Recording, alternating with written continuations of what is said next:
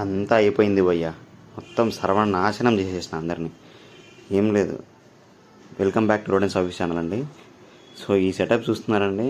ఈ సెటప్ వచ్చి మన దగ్గర హామ్స్టర్స్ తీసుకొని సెటప్ రెడీ చేసుకున్నారన్నమాట.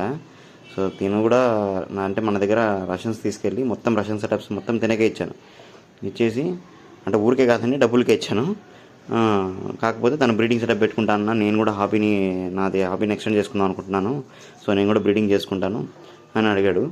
జస్ట్ అంటే ఏదో సైడ్ ఇన్కమ్ నేను కూడా తీసుకుంటాను, నాకు హాబీ ఉందన్న, మా ఇంట్లో పెట్టుకుంటే నన్ను తన్నేస్తారు అన్నీ పెట్టుకుంటే, కానీ నేను ఏదో ఒకటి చూపించాలి కదా అని చెప్పి ఎట్లా అన్నా ఏం చేయమంటావు అని అడిగితే నేను సజెస్ట్ చేశాను దానికి.